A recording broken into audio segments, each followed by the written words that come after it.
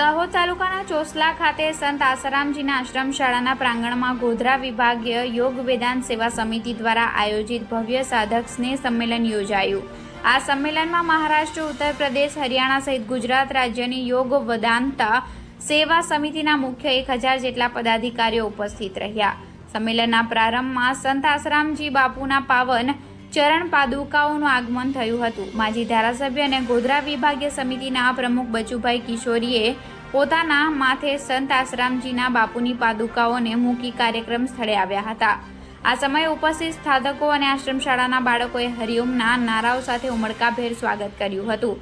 આ સંમેલનમાં આસારામ બાપુને ષડયંત્રથી ફસાવનાર આશ્રમ સંચાલકો, લીગલ ટીમ અને મેડિકલ ટીમે રચેલા ભયાનક ષડયંત્રનો પર્દાફાશ કરી લોકજાગૃતિ કરાવવા વિશાળ પાયે સમગ્ર દેશમાં સાધક સ્નેહ સંમેલન, સંત સંમેલનનો, પ્રેસ કોન્ફરન્સો અને અગ્રણ્ય નાગરિકોની ઉપસ્થિતિમાં સભાઓ યોજવામાં આવશે।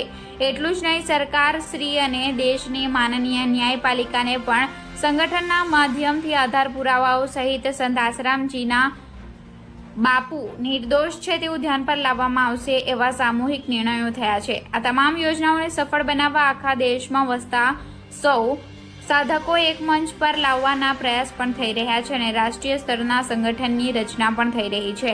સ્નેહ સંમેલનના પ્રારંભમાં બચુભાઈ કિશોરીએ ઉપસ્થિત સૌનું શબ્દોથી સ્વાગત કર્યું હતું।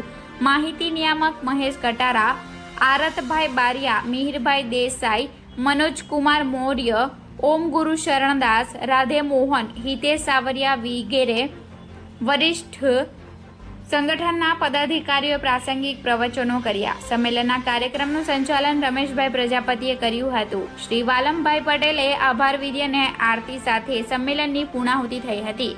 Bureau chief Raju Prajapati, Gujarat crime news, Dahod.